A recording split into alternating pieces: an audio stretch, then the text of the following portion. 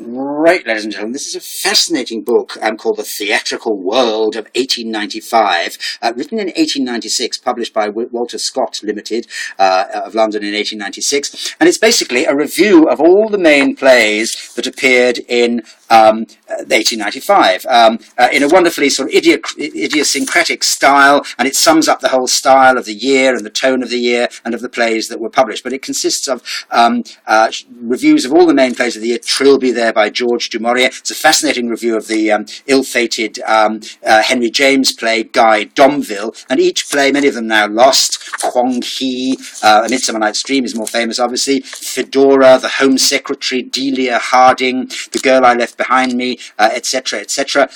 Many of them, each of them rather, is given a separate chapter. Now, the fascinating thing about the book is the Oscar Wilde plays. Two of Oscar Wilde plays are reviewed, and this is interesting because the Oscar Wilde scandal, the great trial, his sentencing to 2 years hard labour, was in 1895, and I'd always thought that his name just simply disappeared and was banned and was never referred to again. But here in 1896, we have two friendly reviews of his plays, An Ideal Husband and The Importance of Being Earnest, indeed. So there are two sections, two separate chapters on the importance of being earnest and An Ideal Husband. And it's fascinating to see Wilde, who's now become a sort of cult figure, reviewed as an ordinary play, well, not an ordinary playwright, but a playwright among other playwrights. It lists his faults, it lists the slightly boring parts of the plays, it lists what the reviewer thinks of his style and so on, and it talks about the acting being sufficient without being distinguished.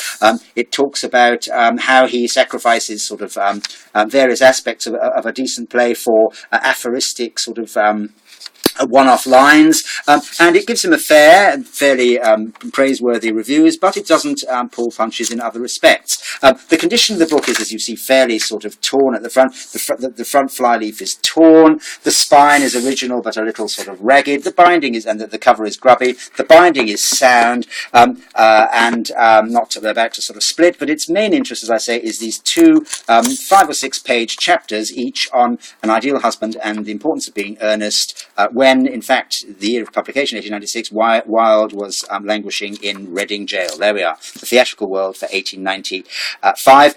2 copies I found of this for sale currently on the internet. One is priced at £25, the other is priced at £42. My starting price is rather less than that. Thanks so much. Bye.